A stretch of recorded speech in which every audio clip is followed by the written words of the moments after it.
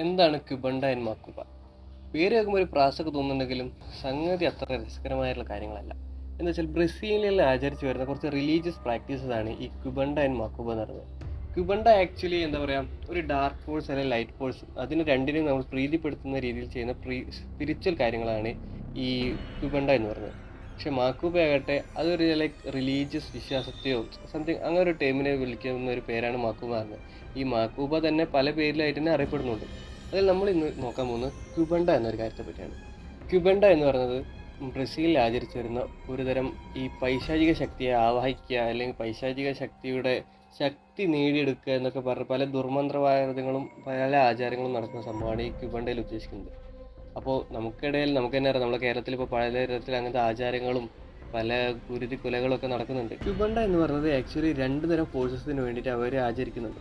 ഒന്ന് ലൈറ്റ് ഫോഴ്സും മറ്റേത് ഡാർക്ക് ഫോഴ്സ്. അത് ലൈറ്റ് ഫോഴ്സ് ഉദ്ദേശിക്കുന്നത് നമ്മുടെ സ്വന്തം കാര്യങ്ങൾക്ക്, അതായത് ഇപ്പോൾ എനിക്ക് വണ്ടി വേണം, അല്ലെങ്കിൽ എനിക്കൊരു വീട് വെക്കണം, അല്ലെങ്കിൽ എനിക്ക് കുറച്ച് പൈസ കിട്ടണം, അല്ലെങ്കിൽ ഞാൻ ആഗ്രഹിച്ച് ഇഷ്ടപ്പെട്ട് കല്യാണം കഴിക്കാൻ പറ്റുന്ന ഒരു കുട്ടി എനിക്ക് എന്നോട് തിരിച്ചിഷ്ടം തോന്നും, അങ്ങനത്തെ കാര്യങ്ങളൊക്കെ പ്രീതിപ്പെടുത്തി നടത്തുന്ന തരുന്നതാണ് നമ്മുടെ ലൈറ്റ് ഫോഴ്സിൽ പെടുന്നത്.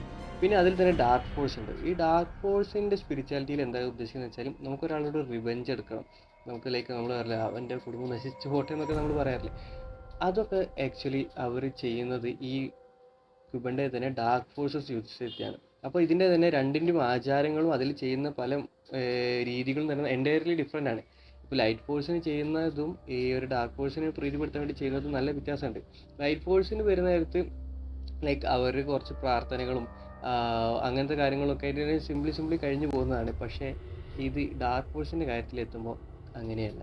എടുക്കാനോ സംതിങ് ലൈക്ക് അങ്ങനെ എന്തെങ്കിലും ചെയ്യാനുണ്ടെങ്കിൽ അദ്ദേഹത്തിന് ഒരു 24 മണിക്കൂർ, അതായത് നാളെയാണ് പൂജ എന്ന് പറഞ്ഞിട്ട് പൂജാരി, ഇതിന് കർമ്മം ചെയ്യുന്ന ആളൊക്കെ ഉണ്ടാവുമല്ലോ, നമുക്ക് തൽക്കാലം പൂജ ചെയ്യുന്ന ആളെ പൂജാരി എന്ന് വിളിക്കുന്നു. അങ്ങനെ ഒരു പൂജാരി ഉണ്ടെങ്കിൽ അദ്ദേഹം പറയും ആർക്കാണോ ഇത് വേണ്ടത് അയാൾ 24 മണിക്കൂർ ഫാസ്റ്റിംഗ് ചെയ്യണം, അതായത് ഒന്നും കഴിക്കാതെ ഒരു നിരാഹാരം കിടക്കുക എന്നറിയില്ല, അതുപോലെ ഒരു ഭക്ഷണവും കഴിക്കാതെ അങ്ങനെ നിൽക്കുക. 24 മണിക്കൂറത്തെ ഒരു ഭക്ഷണവും ഒരു വെള്ളം പോലും കുടിക്കാണ്ട് നിന്നതിന് ശേഷമാണ് ആക്ച്വലി ഈ പ്രക്രിയയിലേക്കുള്ള സ്റ്റാർട്ടിങ് തന്നെ. അങ്ങനെ വന്നു കഴിഞ്ഞിട്ട് അയാൾ ഒന്നുകിൽ ഒരു സെമിത്തേരി അല്ലെങ്കിൽ തുറസായൊരു സ്ഥലം, അതായത് കാടിനുള്ളിൽ തുറസായൊരു സ്ഥലമോ, അല്ലെങ്കിൽ അവർ തിരഞ്ഞെടുക്കുക എന്ന് പറഞ്ഞാൽ ഈ ആൾ ഉപേക്ഷിക്കപ്പെട്ട ബിൽഡിങ്സ് അങ്ങനത്തെ സംതിങ് ആണ് അവർ യൂസ് ചെയ്യാറ്. കാരണം ഇത്തരം സ്ഥലത്ത് വെച്ച് ചെയ്യുന്ന സമയത്ത് അവർക്ക് പുറത്തുനിന്നുള്ള എന്താ പറയുക ശല്യങ്ങളോ അങ്ങനെ ഉണ്ടാകുന്നതൊക്കെ വളരെ വളരെ കുറവായിരിക്കും. അതുകൊണ്ടാണ് ഇത്തരം സ്ഥലങ്ങൾ അവർ തിരഞ്ഞെടുക്കുന്നത്.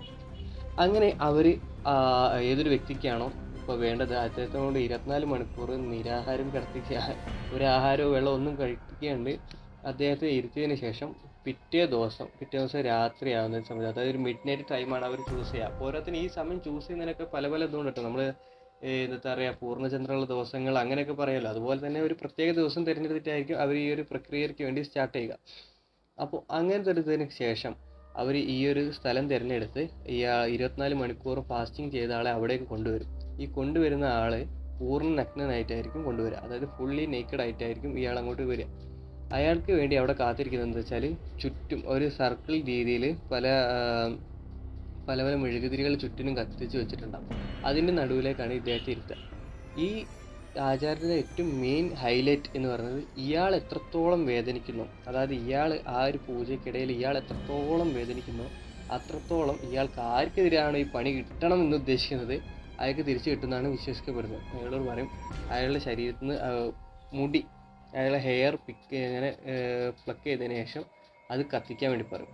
അപ്പോൾ അത് നമ്മുടെ ഹെയർ എന്ന് പറയുന്നത് നമ്മുടെ നെഞ്ഞിൽ നിന്നും ശരീരത്തിൻ്റെ പല ഭാഗങ്ങളിൽ നിന്നും ആ ഹെയർ വേദനയോടെ വലിച്ച് പൊട്ടിച്ചെടുക്കേണ്ട ഇതുണ്ടാവുന്നുണ്ട്. അത്രയും കാരണം എന്ന് വെച്ചാൽ അങ്ങനെ പറയുന്നത് എന്താണ്, നമ്മൾ മാക്സിമം എത്രത്തോളം വേദനിക്കുന്നു അതാണ് അവിടെ ഹൈലൈറ്റ് ചെയ്ത് നിൽക്കേണ്ടത്.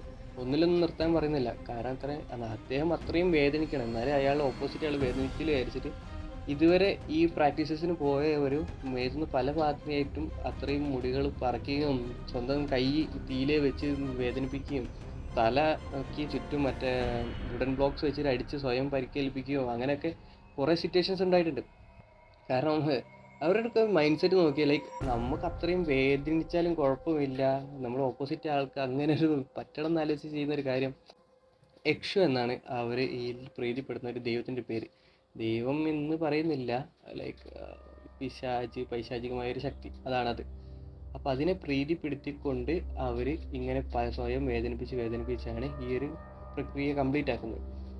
ഇതുവരെ കംപ്ലീറ്റ് ആക്കിയതിൽ പലർക്കും സംഭവിച്ചിട്ടുള്ള കുറേ ഒരു ഹിസ്റ്ററി ഓഫ് എടുക്കുകയാണെങ്കിൽ ചിലർക്ക് കുറച്ച് കാലത്ത് സംസാരിക്കാൻ കഴിയാണ്ടായിപ്പോയി. ഇപ്പോൾ ചിലവർ ഫുള്ളായിട്ട് മാനസിക നില തെറ്റിയിട്ട് ഒരു ഭ്രാന്തനെ പോലെ നിൽക്കേണ്ട അവസ്ഥയായിട്ടുണ്ട്.